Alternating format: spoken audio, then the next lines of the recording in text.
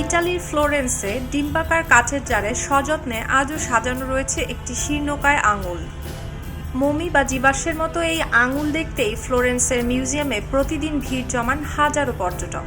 সেই আঙুল তো আর যে সে আঙুল নয়, কয়েকশো বছর আগে এই আঙুলই মানুষকে শিখিয়েছিল আসলে সূর্যের চারিদিকে প্রদক্ষিণ করছে পৃথিবী।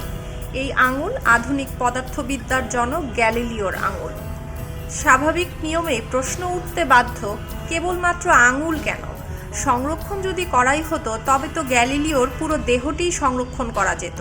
তাহলে আসলে এই আঙুলের পিছনে লুকিয়ে রয়েছে এক দীর্ঘ ইতিহাস।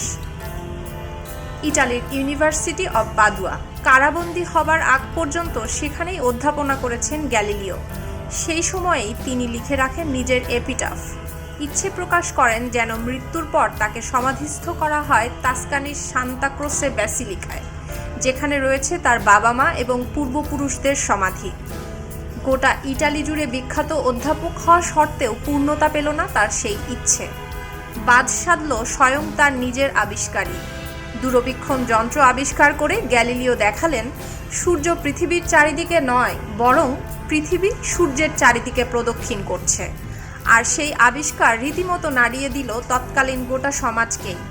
কেননা এই বক্তব্য যে ক্যাথলিক চার্চ এবং পোপের ধর্মমতের বিরুদ্ধে চলে যায়, ফলে গোটা সমাজের শত্রু হয়ে উঠতে বেশি সময় লাগেনি। রাতারাতি গ্যালিলিও সত্যকে মিথ্যা বানিয়ে ফেলেছেন এই অভিযোগ করে একঘরে করে দেওয়া হয় তাকে। এরপর মৃত্যুর পর তার শেষ ইচ্ছার বিরুদ্ধে গিয়ে সামান্য এক চ্যাপেলের ছোট্ট একটি ঘরে সমাধিস্থ করা হয় গ্যালিলিওকে। এর মধ্যে পেরিয়ে গিয়েছে অনেকটা সময়, ফিকে হয়ে গিয়েছে গ্যালিলিও অধ্যায়। প্রায় 5 দশক পর আইজ্যাক নিউটন যখন তার ম্যাথমেটিক্যাল প্রিন্সিপাল অব ন্যাচারাল ফিলোসফিতে গ্যালিলিওর গবেষণাপত্র সত্যি বলে সিলমোহর দেন, তখন ফের টনক নড়ে ধর্মগুরুদের। নিউটন প্রমাণ করে দেখান গ্যালিলিওই ঠিক। 1718 সালে সমস্ত নিষেধাজ্ঞা তুলে নেওয়া হয় গ্যালিলিওর উপর থেকে। এরপর 1737 সালে পুনরায় সমাধি থেকে গ্যালিলিওর দেহকে তুলে ব্যাসিলিকা দা সান্তা ক্রোসে সমাধিস্থ করা হয়। সমাধিস্থ করার সময় গ্যালিলিওর হাতের 3টি আঙুল, দাঁত এবং শরীরের হাড় সংগ্রহ করে রাখেন তার অনুরাগীরা। ইউনিভার্সিটি অব পাদুয়ায় গ্যালিলিওর সেই হাড় সংরক্ষণ করা হয়। এই বিশ্ববিদ্যালয়ে অনেক বছর ধরে শিক্ষকতা করেছেন গ্যালিলিও।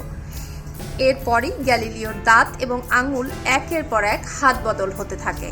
2009 সালে এক নিলামে অ্যালব্রাটো নামে এক ব্যক্তি 17 শতাব্দীর একটি বাক্স কেনেন।